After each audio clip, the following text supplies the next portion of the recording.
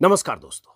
प्रधानमंत्री मोदी की कथनी और करनी में क्या फर्क है, इसे समझने के लिए कल देर शाम का एक वीडियो देखिए और कल देर शाम ही प्रधानमंत्री मोदी ने अपने भाषण में क्या कहा है उसे सुनिए और इन दोनों को सुनकर और देखकर आप तय कीजिए कि कहने और करने में क्या फर्क होता है।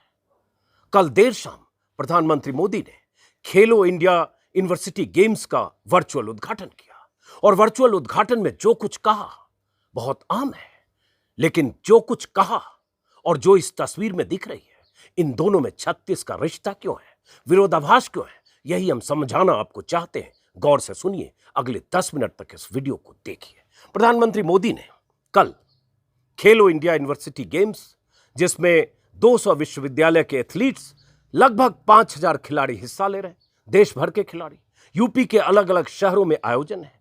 भव्य आयोजन कल लखनऊ में था, गौतम बुद्ध नगर, वाराणसी, 5 शहरों में 4 या 5 शहरों में यह आयोजन है। प्रधानमंत्री मोदी ने कल वर्चुअल उद्घाटन करते हुए भाषण दिया, संबोधित किया और उनका संबोधन अक्सर एक प्रवचन की तरह होता है। क्या कहा उन्होंने और क्यों मैं उनके भाषण से इस वीडियो को जोड़ रहा हूं, यह समझ में आपको आएगा। प्रधानमंत्री मोदी ने कहा, खिलाड़ियों को संबोधित करते हुए, उस भव्य समारोह की भव्यता के बीच अपनी बात कहते हुए, मैं आप सभी खिलाड़ियों को आने वाली प्रतिस्पर्धाओं के लिए बहुत बहुत शुभकामनाएं देता हूं। पिछले 9 सालों में भारत में खेलों का एक नया युग शुरू हुआ है। 9 सालों में ही हुआ है। इसके पहले भारत ने न तो विश्व कप जीता था, न भारत में हॉकी के ध्यानचंद हुए थे, हॉकी के जादूगर, न भारत में एक से एक खिलाड़ी हुए थे। हर खेल में प्रगट सिंह से लेकर मैरी कॉम तक, सुनील गावस्कर से लेकर कपिल देव तक, जिस भी गेम में नाम लें, हॉकी से लेकर हर गेम में। लेकिन प्रधानमंत्री मोदी, यही उनकी शैली है और इसी शैली के हिसाब से बीजेपी काम करती है। यही शैली दर्शकों के चेतना पर ऐसा असर डालती है कि लोग समझने लगते हैं जो कुछ इस देश में हुआ है 9 ही साल में हुआ है। ऐसा क्यों कह रहा हूं, इस वीडियो को दिखाऊंगा, शायद समझ में। उन्होंने कहा, पिछले 9 सालों में भारत में खेलों का एक नया युग शुरू हुआ है। यह नया युग विश्व में भारत को एक खेल शक्ति बनाने का ही नहीं है, खेलों के माध्यम से समाज के सशक्तिकरण का भी नया दौर है। एएनआई के हवाले से प्रधानमंत्री के भाषण का यह टुकड़ा, यह टेक्स्ट मैं आपको दिखा रहा हूं, सुना भी रहा हूं। अब 9 साल, खेलों का नया युग, और खेलों के नए युग में भूमिका किनकी किनकी थी, और जो अभी ओलंपिक में मेडल लेकर आए, एशियन गेम्स में मेडल लेकर आए, कॉमनवेल्थ गेम्स में जिन्होंने भारत का झंडा बुलंद किया, दुनिया में भारत का नाम रोशन किया, तिरंगा लेकर खेल के मैदानों में चलते हुए पहलवान, चलती हुई बेटियां, वो जो आई, उन्हीं से जुड़ी हुई ये तस्वीर है, ये वीडियो है। कल देर शाम का, रात का भी होगा। आपको पता है, कल आंधी तूफान और बारिश जैसी स्थिति दिल्ली में भी थी। मैं तो पहाड़ में हूं, यहां भी जोरदार बारिश हुई है। कल बारिश में हुआ ये कि जंतर मंतर पर जो ओलंपियन खिलाड़ी, बेटियां, गोल्ड मेडलिस्ट 1 महीने से ज्यादा हो गए, 33 दिन हो गए, 33 दिनों से बीजेपी के सांसद, कुश्ती संघ के अध्यक्ष रहे ब्रजभूषण शरण सिंह की गिरफ्तारी की मांग को लेकर धरने पर बैठे हैं। मोदी से लगातार गुहार लगा रहे हैं, चिट्ठियां लिख रहे हैं। उन खिलाड़ियों को बैठने के लिए जो जगह है जंतर मंतर पर, वहां ऊपर प्लास्टिक की छत लगी है। शुरू में वो भी लगाने में उनको मशक्कत झेलनी पड़ी, लेकिन वो प्लास्टिक की छत आंधी तूफान और बारिश में किस तरह से किस अवस्था में गई और कैसे उसके बाद जहां वो बैठते हैं, नीचे कुछ गद्दे लगे हैं, वहां पानी गिरा, सब गीला हुआ। जहां बैठा कौन है? बजरंग पूनिया, साक्षी मलिक, विनेश फोगाट, संगीता फोगाट, सत्यव्रत कादियान और ऐसे कुछ पहलवान और खिलाड़ी। ऐसे ही खिलाड़ियों ने तो भारत का नाम रोशन किया है और बीते 9 साल में इनकी भूमिका बहुत अहम है। और इन खिलाड़ियों से मुलाकातें प्रधानमंत्री मोदी ने अपने घर पर की है, जब ये मेडल लेकर आए थे, घर पर चाय और नाश्ते के साथ। और ये पहलवान वहां बैठे हैं और क्या हुआ है, बारिश ने क्या हाल किया है इनके उस धरना स्थल का, जहां कैसे रुके हैं, कैसे रात पर गुजारी है। और अब जब प्रधानमंत्री मोदी 2 दिन बाद देश की नई संसद का उद्घाटन करने वाले हैं, जिस संसद के उद्घाटन से 20 दलों ने खुद को दूर किया है, क्योंकि उनका मानना है कि राष्ट्रपति को संसद का उद्घाटन करना चाहिए था, लेकिन प्रधानमंत्री मोदी ने तय कर लिया कि मेरे सपनों की संसद है, इस संसद की परिकल्पना मैंने की है, तो इसका उद्घाटन मैं ही करूंगा। चाहे विपक्षी दल 20 दल हो, 22 दल हो, जो भी दल हो, 250 सांसद हो, आए या ना आए, क्या फर्क पड़ता है? उद्घाटन तो मैं ही करूंगा। राष्ट्रपति के उद्घाटन की बात वो करते रहे, क्या फर्क पड़ता है? लेकिन फिलहाल जरा गेम्स की भी बात कर लेते हैं। तस्वीर देखिए, वीडियो 35 सेकंड का ये वीडियो है। आप वीडियो देखिए, फिर मैं बताता हूं कि किस खिलाड़ी ने क्या कहा, और उसके बाद प्रधानमंत्री 9 साल की बात जब करते हैं तो उसका मतलब क्या है। इस वीडियो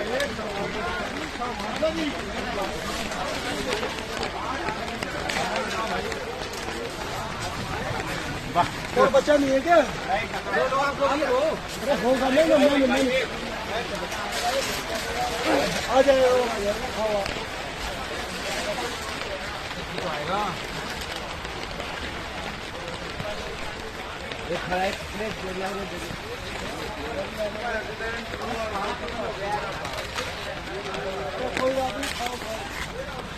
ऐसे ही 35-36 सेकंड का वीडियो है। पानी है, वहां गद्दे हटाए जा रहे हैं, अफरा तफरी का माहौल है, और यहां इनको कब तक धरने पर बैठना है इसका अभी अंदाजा नहीं है, इसकी कोई कल्पना या अनुमान नहीं लगा सकता। क्यों? क्योंकि जो ये मांग लेकर बैठे हैं खिलाड़ी, इनकी मांग सरकार किसी सूरत में सुनने को तैयार नहीं है। अब आगे उस पर बात करेंगे कि इन्हें आगे कितने दिन तक ऐसे बैठा रहना पड़ सकता है, और कैसे दिल्ली में किसान 13 महीने तक ऐसी परिस्थितियों में बैठे थे और प्रधानमंत्री मोदी ऐसे प्रवचन दे रहे हैं खिलाड़ियों को संबोधित करते हुए। कल इनमें से कौन खिलाड़ी क्या करेगा, और जब कोई विरोध करेगा, जब सरकार की नीतियों का या किसी खेल संघ के खिलाफ शिकायत करेगा, तो उन्हें भी ऐसे ही कभी बैठना पड़ेगा। लेकिन कल इस वीडियो को ट्वीट करते हुए विनेश फोगाट ने लिखा, बारिश और आंधी से आज हमारा टेंट उखड़ गया, गद्दे गीले गद्दों पर सो रहे हैं आज रात, बचपन से कठिनाइयां देखी हैं, ये मुश्किल रात भी कट जाएगी। आप सभी को हम सब जंतर मंतर पर बैठे पहलवानों की तरफ से शुभ रात्रि। ये विनेश फोगाट ने लिखा ट्विटर पर। साक्षी मलिक ने लिखा यही कि बारिश और आंधी से आज हमारा टेंट उखड़ गया, गीले गद्दों पर सो रहे हैं आज रात, यही इन्होंने भी लिखा। आप सभी को जंतर मंतर पर बैठे पहलवानों की तरफ से शुभकामनाएं। जब ये पहलवान ऐसे जंतर मंतर पर बारिश से गीले हुए गद्दे को समेटते हुए उस जगह पर कैसे रात गुजारें ये सोचते हुए, जद्दोजहद करते हुए संघर्ष कर रहे थे, जिन्हें यह नहीं पता कि यहां कितनी रातें गुजारनी पड़ेगी। अभी मॉनसून आना है, बारिशों का मौसम तो अभी आना है जुलाई अगस्त में, लगातार मूसलाधार बारिश भी हो सकती है। ये कह रहे हैं जब तक इनकी मांग नहीं मानी जाएगी तब तक ये बैठे रहेंगे। कब तक बैठे रहेंगे न इन्हें पता है, और सरकार को तो फिक्र नहीं है। सरकार तो ये साहब है। प्रधानमंत्री मोदी 3 दिन के बाद ऑस्ट्रेलिया दौरे से, जापान से जब लौटे, ऑस्ट्रेलिया से जब कल तड़के 3 बजे 3:30 बजे भारत की सरजमी पर जब उन्होंने लैंड किया, तो लंबे लंबे भाषण दिए, उनकी शान में कसीदे पढ़े गए। तब भी प्रधानमंत्री ने क्या सब कहा आपने सुना, उस पर विस्तार से कल मैंने वीडियो बनाया। और अब जब वो नई संसद का उद्घाटन करने वाले हैं, तो लगेगा नहीं कि उस नई संसद से 2 किलोमीटर दूर खिलाड़ी ऐसे बैठे, सुनने समझने को तैयार नहीं है।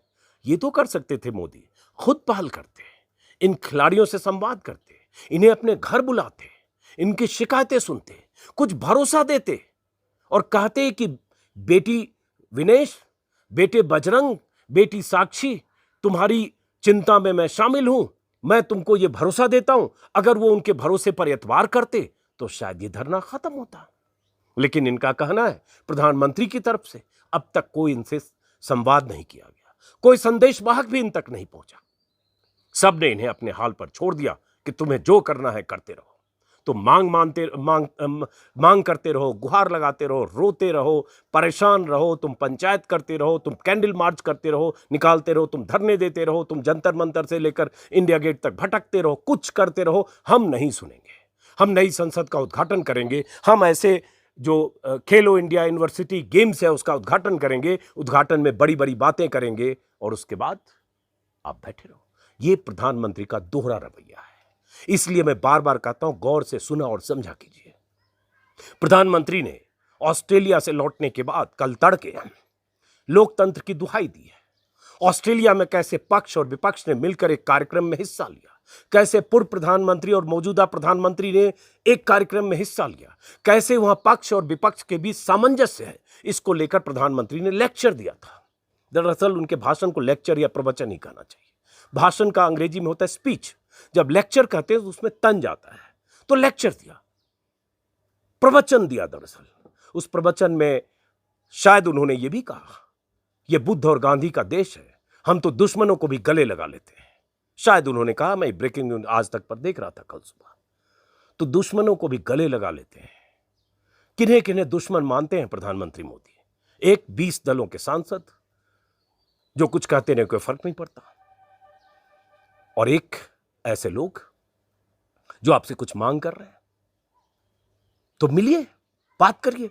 दुश्मनों को गले लगाने के बाद जब हजारों किलोमीटर दूर ऑस्ट्रेलिया में कहते हैं, तो ये तो चंद किलोमीटर दूर बैठे हैं, 2 किलोमीटर दूर, गले लगाइए ना। बुलाइए विनेश साक्षी और उसको बजरंग पूनिया को, जिन्हें आपने बुलाया था 2021 में। आपके घर की वो तस्वीरें प्रधानमंत्री मोदी जी बार बार हम लोग देखते हैं, कैसे एक राउंड टेबल है गोल, उस पर आप बैठे हैं, खड़े हैं कैजुअल, और वहीं विनेश साक्षी और बजरंग है, और बेटा विनेश, और उन विनेश से व्यक्तिगत स्तर पर बात कर रहे हैं, वैसे ही बजरंग पूनिया से, क्योंकि तब इन खिलाड़ियों ने देश का नाम रोशन किया था। आपको श्रेय लेना था, आपको क्रेडिट लेना था कि देश के बाहर या देश में अगर कोई खिलाड़ी शानदार खेलता है, देश का झंडा ऊंचा करता है, मेडल लाता है, उसमें आपकी भूमिका है। अखाड़े में तैयारी ये करते हैं, दांव पर समय और वक्त और सब कुछ लगाकर लड़ते, जूझते, संघर्ष ये करते हैं। जब मेडल लाते हैं तो आप इन्हें घर बुलाते हैं, क्योंकि दुनिया को आप संदेश यही देना चाहते हैं कि ये सब जो माहौल देश में बना है, जो 2014 के बाद ही बना है, उसी के बाद ये सब हो रहा है। वरना इस देश ने ना कोई मेडल जीता, ना कोई विश्व कप जीता, न इस देश के खिलाड़ियों ने हॉकी में कोई नाम कमाया, न इस देश के खिलाड़ियों ने किसी और गेम में कोई नाम कमाया। जो कुछ हुआ 2014 के बाद हुआ, यही आप दिखाना चाहते हैं, तब इन खिलाड़ियों को बुला लेते हैं। और जब ये धरने पर बैठे हैं, तब इन्हें इनके हाल पर छोड़ देते हैं, और नए खिलाड़ी जो अब विश्वविद्यालयों से जो एथलीट आ रहे हैं, उनको लेक्चर देते हैं, उनको प्रवचन देते हैं, और फिर ऐसी ऐसी बातें करते हैं कि भारत नया युग विश्व में भारत को खेल शक्ति बनाने का ही नहीं है, खेलों के माध्यम से समाज के सशक्तिकरण का माध्यम है। इनकी सशक्तिकरण के बारे में कभी सोचा है प्रधानमंत्री जी? और वो खिलाड़ी जो कल से हिस्सा ले रहे हैं, मेरे ख्याल से 7 दिन का आयोजन है, शायद ये आयोजन है 3 जून तक, 25 मई से 3 जून तक। इस आयोजन में जो खिलाड़ी हिस्सा ले रहे हैं, 4750 से अधिक एथलीट, 21 खेलों में जो हिस्सा ले रहे, 21 खेलों का ये गेम है, जिसको खेलो इंडिया यूनिवर्सिटी गेम्स कहा जा रहा है, और देश भर के खिलाड़ी आ रहे हैं, कहीं 4900 भी है, जो भी है, नोएडा, लखनऊ, बनारस और गोरखपुर में हो रहा है। 21 तरह के कंपटीशन है, तब वहां आप ऐसी बातें करते हैं। तो प्रधानमंत्री मोदी जी, इसलिए बार बार मैं कहता हूं हम जैसे लोग कि आप आलोचनाओं को भी सुनने की क्षमता रखिए, आप विरोधियों के प्रति भी एक बड़ा दिल दिखाने की क्षमता रखिए, और दिखाइए। क्योंकि जब आप कहते हैं 130 करोड़ के मुल्क का मैं प्रधानमंत्री हूं, और 130 करोड़ लोगों की आबादी है वो आपके साथ है, उनका प्यार आपके साथ है, तो 130 करोड़ में से ही ये लोग भी हैं जो यहां बैठे हैं, और 130 करोड़ में से भी ही वो 250 सांसद भी हैं, करीब करीब 20 दलों के वो सांसद जो चुने हुए सांसद भी हैं, लोकसभा सदस्य, वो चुने हुए नुमाइंदे हैं अपने इलाकों के, उन्हें भी वहां की उनकी जनता ने चुना है, वोट देकर, और आपके उम्मीदवार को, आपकी पार्टी के कैंडिडेट को हराकर चुना है। तो इसलिए 130 करोड़ की आबादी में से वो बड़ी आबादी वो भी है, बार बार उसका जिक्र होता है। 37% लोगों ने आपको वोट किया लोकसभा में, 63% लोग उनको वोट किया, विपक्षी दलों को।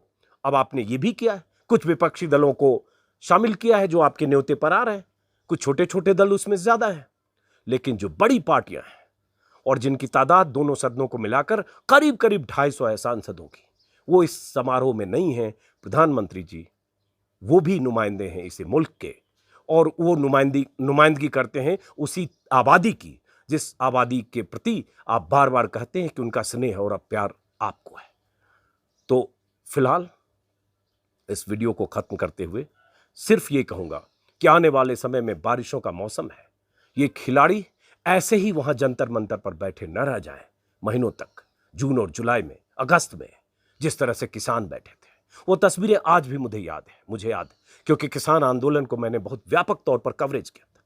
वो बारिश के मौसम में, बारिश से जो पानी उनके टेंटों में समाया था, मूसलाधार बारिश, और बारिश की रफ्तार में, पानी की रफ्तार के बीच गीले गद्दों को समेटते हुए किसान, तंबू टेंट को बारिश में गिरते हुए देखकर उसके बाद भी संघर्ष के लिए तैयार वो किसान, वो सब मैंने अपनी आंखों से देखे थे। गाजीपुर बॉर्डर में देखा था, टिकरी बॉर्डर में देखा था, सिंघू बॉर्डर में देखा था। एक एक रात में 50-50, 100-100 तंबू को गिरे हुए देखा था। और वो किसान फिर बांस बल्ले और खूंटे पर अपने तंबू खड़े करते थे। 4 दिन बाद फिर बारिश में सब जमीन पर आता था, फिर भी गीले गद्दों पर सोते हुए या बिना गद्दे के प्लास्टिक बिछाकर, कुछ चादर बिछाकर कहीं ऊंची जगह पर जाकर सोते हुए उन किसानों ने 13 महीने तक दिल्ली की सीमाओं पर अपना आंदोलन किया था। और तब प्रधानमंत्री मोदी जी, आपने कहा, जब चुनाव सिर पर आ गया यूपी और पंजाब का, तब आपने कहा था कि आपकी तपस्या में कोई कमी रह गई थी। और तब वो किसान आपसे कुछ वादा लेकर लौटे थे। आपकी पार्टी, आपकी सरकार की तरफ से जो समझौता हुआ था उसमें कुछ वादे थे, वो वादे आधे से अधिक आज भी पूरे नहीं हुए। लेकिन मैं तो ये कह रहा हूँ, वैसी स्थिति में इन खिलाड़ियों को, इन बेटियों को, इन ओलंपियन को मत डालिए, इन्हें मैदान में जाने दीजिए, इनका भरोसा जीतिए, इनकी बात सुनिए, इनकी जो मांग है वो मानने की कोशिश करिए और इन्हें मैदान में भेजिए। देश का नाम ये रोशन करेंगे। इन्हें इस तरह से सड़कों पर मत छोड़िए कि रातें इनकी ऐसी गुजरे जैसी किसानों की गुजरी थी। वो तस्वीरें मैं किसानों के वक्त की मैं दिखा रहा हूँ, जो मैंने तब लगातार कवरेज किया था। और ऐसा मत करिए कि ऐसे 1 साल तक बैठे रहें, देश का छीछा लेदर होता रहे, बाहर के अखबारों में छपता रहे, और तब आप एक दिन आपको ज्ञान प्राप्त हो और आप कहें तपस्या में कमी रह गई। लेकिन शायद ये ऐसा इस बार आप अड़े इसलिए हैं क्योंकि ब्रजभूषण शरण सिंह का, कहते हैं 5-7 लोकसभा क्षेत्रों में उसका असर है, ठाकुर नेता है, और चुनाव में आप 1-2 सीट का भी जोखिम मोल लेना नहीं चाहते, इसलिए आपके लिए सीट मायने रखता है। ये बेटियां या बजरंग पूनिया या ऐसे पहलवान मायने नहीं रखते। और जब ये नहीं रखते तो ऐसी इतनी अच्छी अच्छी चिकनी चुपड़ी बातों से क्या होगा प्रधानमंत्री जी। तो फिलहाल इस वीडियो को मैं खत्म करता हूँ।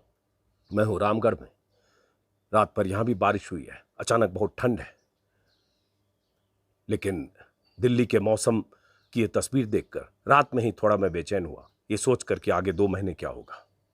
लेकिन अभी तो 2 दिन बाद देश उस भव्य आयोजन का चश्मदीद होगा जिस आयोजन से 20 से ज्यादा विपक्षी दलों ने किनारा कर लिया। क्या फर्क पड़ता है प्रधानमंत्री मोदी को।